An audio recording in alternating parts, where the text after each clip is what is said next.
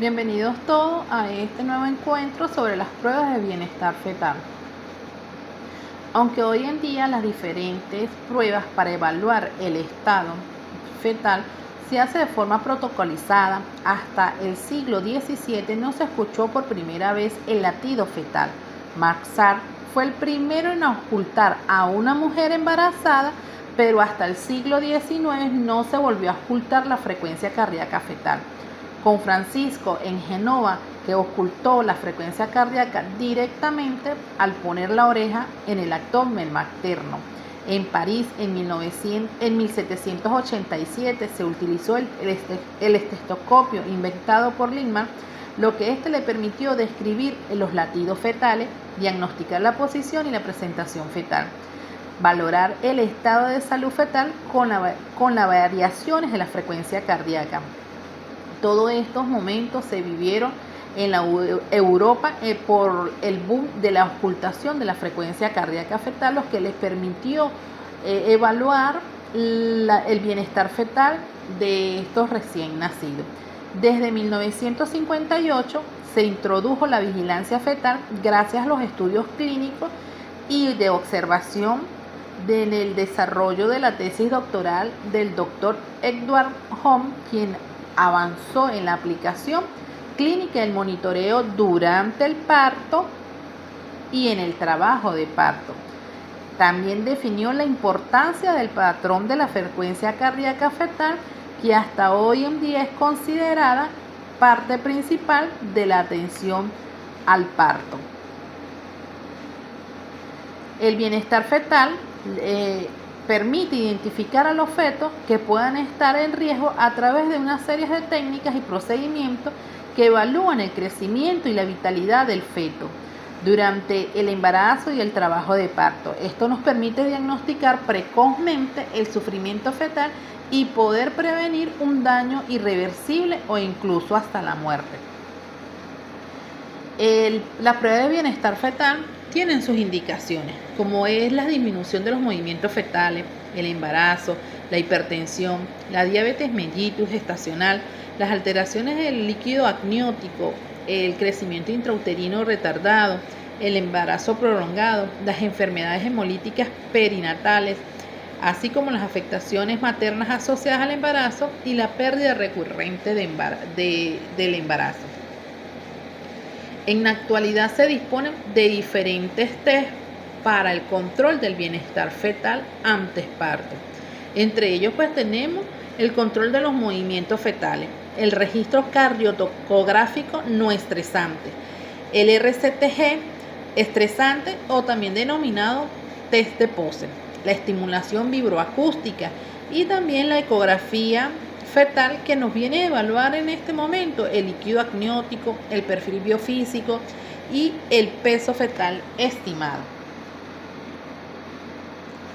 En relación al control de los movimientos fetales, esto es una técnica no invasiva, es de frecuencia indicativa en el área como tal. Esta se puede hacer a través del médico y también el médico puede enseñarle a la gestante sobre el control de estos movimientos fetales, dado que estas se vienen a percibir a partir de la semana 16 o 20 de gestación y que estos movimientos fetales deben estar presentes más de 10 movimientos en 2 horas.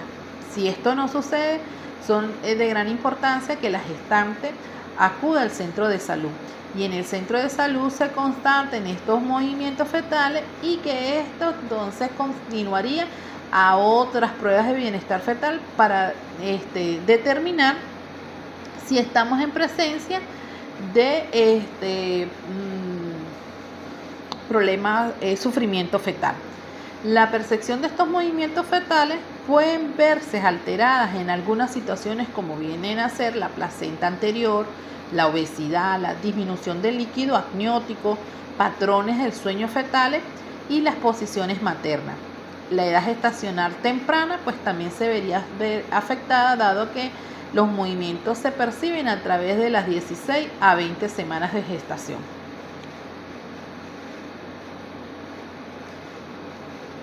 El registro cardiotocográfico no estresante Es una técnica muy poco invasiva, es de común utilización en la sala de ginecología y obstetricia, la cual esta nos permite a nosotros medir una serie de eventos que vienen a preceder y a suceder en este momento del trabajo del parto.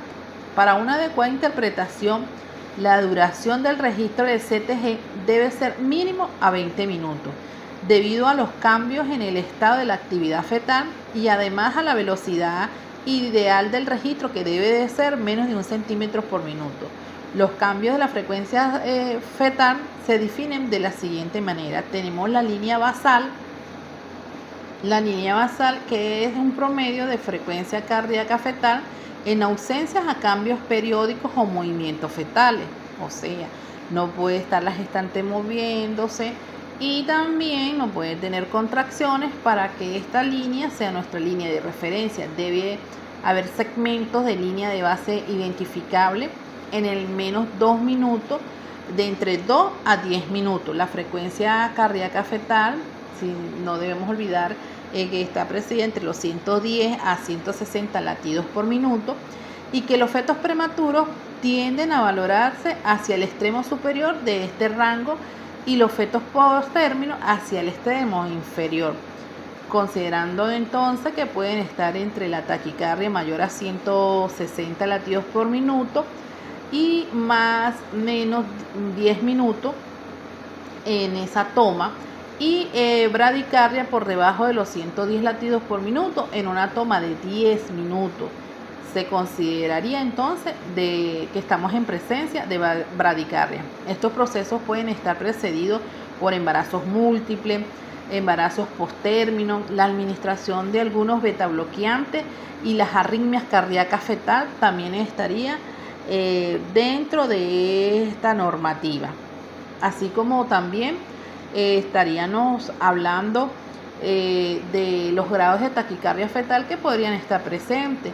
Podríamos entonces estar presentes de una taquicardia de grado leve entre los 160 y 170 latidos por minuto, moderada en 170 a 180 latidos por minuto y marcada mayor a 180 latidos por minuto.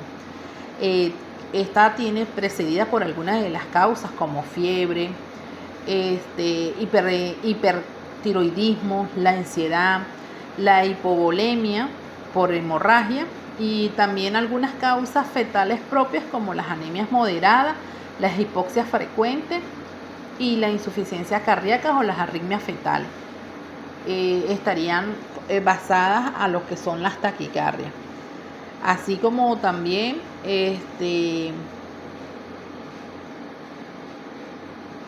las bradicardias, que vienen a estar formadas también de grados leves entre 120 y 110 latidos por minuto, las moderadas entre 110 y 100 latidos por minuto y las marcadas menores en 100. Las bradicardias tienen sus causas maternas, como viene a ser el hipertiroidismo, la hipotensión, la hipoglicemia, la hipotermia y los anestésicos que se administran a estas pacientes. Algunas causas fetales como la compresión de la cabeza fetal o aquellos fetos grandes. También las hipoxias fetales tardías, en este caso serían algunas de ellas. Así también tenemos la variabilidad de la frecuencia cardíaca, que son todas estas fluctuaciones de la frecuencia cardíaca debido a la interacción entre el sistema nervioso simpático y parasimpático, y vienen entonces a formar una serie de alteraciones y se clasifica como normal entre si denota las 5 o 25 latidos por minuto, estaría disminuida, y estaría aumentada si este patrón fuese mayor a 25 latidos por minuto de duración. Todo esto tiene que estar precedido en menos 30 minutos para ser factible. En estos procesos de variabilidad de la frecuencia cardíaca fetal está relacionado con las hipoxias algunas lesiones cerebrales previas a las infecciones procedentes del sistema nervioso central, los bloqueadores parasimpáticos, el sueño profundo del feto también estaría precedidas en estos procesos. Se dice que la variabilidad se encuentra aumentada si tiene más de 25 latidos por minuto durante 30 minutos.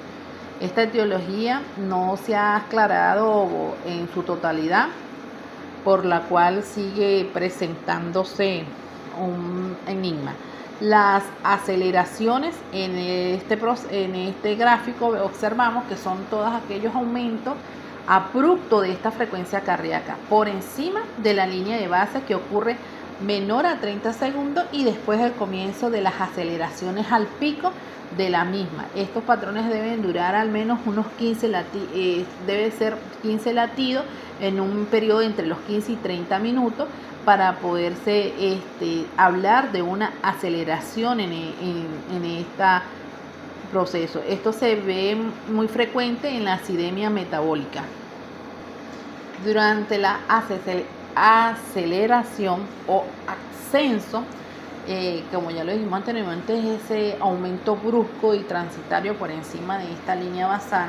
Tiene algunas características o causas como movimiento fetal, exploración vaginal, o sea, realización del tacto durante el trabajo de parto, la colocación de electrodos, las palpaciones abdominales, y son muy recurrentes durante este proceso.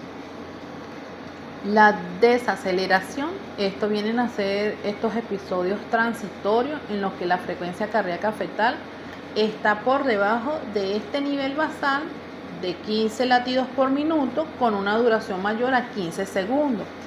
Fisiológicamente representa el tipo de estrés en que está sometido el paciente.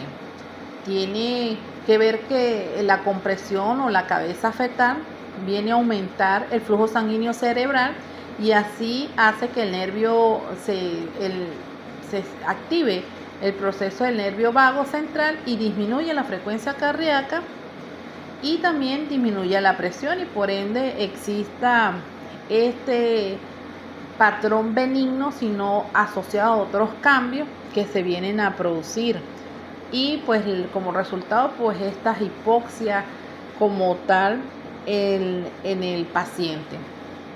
Tenemos las desaceleraciones tardías que suelen aparecer con retraso respecto a las contracciones, tanto en el inicio como en la fase de descenso, al añadir en relación con todas las contracciones que está sometido el trabajo de parto. Aquí también se puede evidenciar que existe una verdadera disfunción placentaria, que esto me va a permitir que exista una hiperreactividad uterina y con ello conlleve una hipotensión materna y se produzca una disminución del gasto cardíaco, disminuyendo así el flujo sanguíneo en el espacio intravelloso y a la vez produzca una disminución del oxígeno placentario, activando entonces o realizándose las hipoxias fetales y metabolismos anaerobios que conllevan a la activación vagal y la acidosis láctica, llevando de esta forma a la cardiodesaceleración en cuanto a las frecuencias cardíacas fetales. Existen algunas ciertas causas como vienen a ser la administración o inducción por oxitocina, la diabetes materna, la hipertensión, la hipotensión en todos estos pacientes, las placentas previas, las anestesias que se realizan en estos pacientes. Se puede evidenciar la desaceleración prolongada, que es donde el feto está sometido a alto estrés, hipoxia, por diferentes alteraciones como hipertensión, ruptura prematura de las membranas, infecciones del tracto urinario.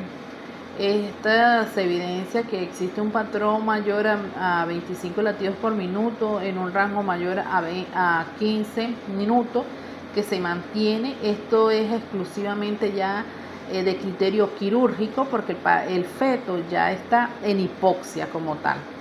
El patrón sinusal puede estar precedido por efectos farmacológicos, narcóticos, las anemias fetales agudas, las asfixias perinatales, las gastrosquisis que están presentes en estos patrones de sinusal. La respuesta fetal con este patrón por narcóticos suele ser benigna, ya que suele ser transitoria.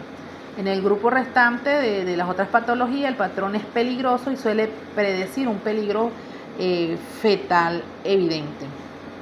Observamos aquí en esta lámina los estados de actividad fetal.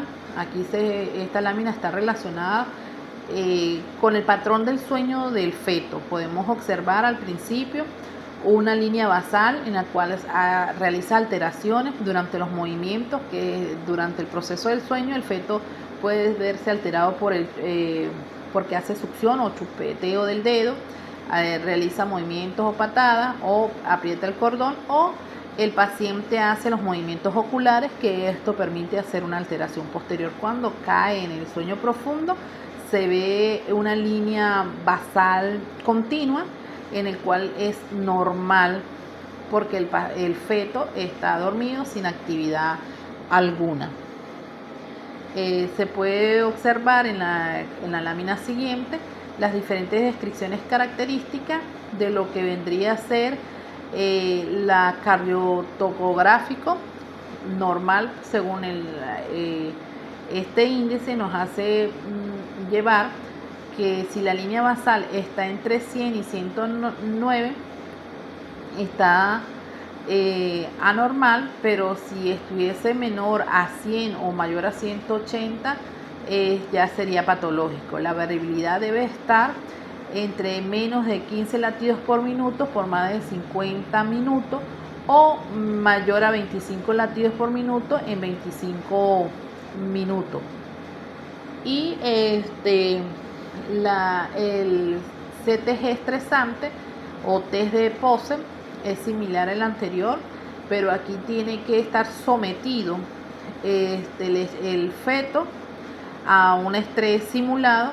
En este caso sería la administración de oxitocina o estimulación del pezón de la gestante, que viene a verse las dinámicas o contracciones uterinas sean adecuadas para producir entonces, si el paciente produce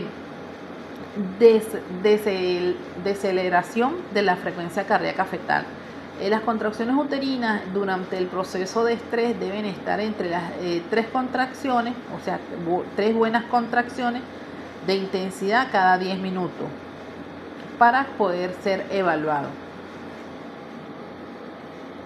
Así como también se puede observar la estimulación vibroacústica, que este es un método no invasivo que mejora la eficacia de la monitorización fetal y no es estresante sin modificación de su valor predictivo. Está en desuso, no se utiliza continuamente esta prueba.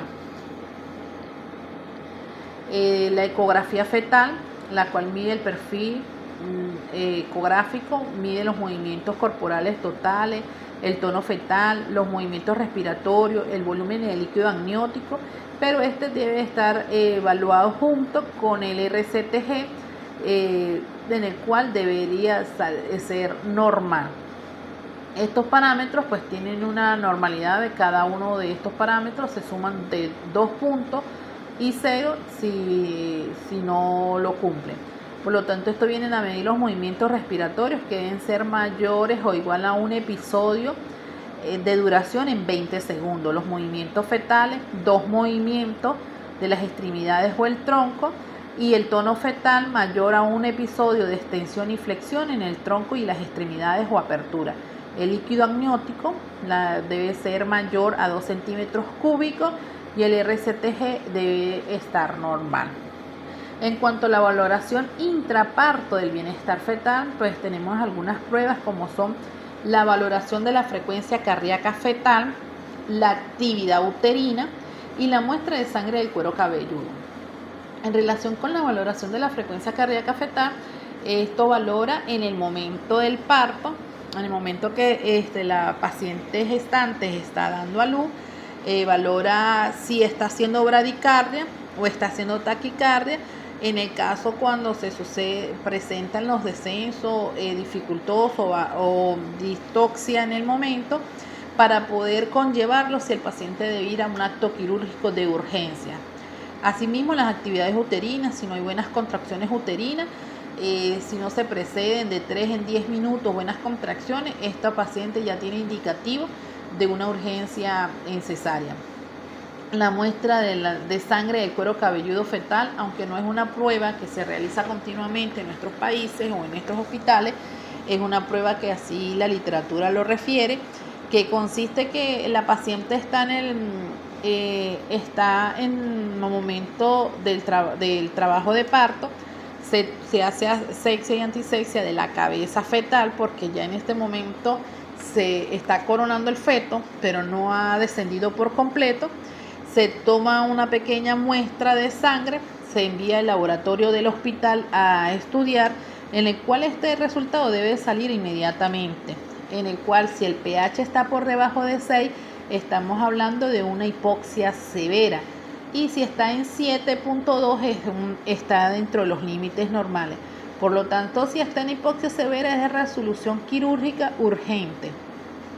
Bueno, hasta aquí este pequeño conversatorio acerca de las pruebas de bienestar fetal, que nos queda por concluir que todas estas pruebas fetales son de gran importancia en nuestro medio para así determinar la hipoxia que estos pacientes vienen a presentar, el manejo en que nosotros tendríamos que estar y la manera de estar mejor preparado para el recibimiento de nuestros pacientes y así dar y ofrecer mejor atención médica y calidad de vida para todos ellos. Gracias.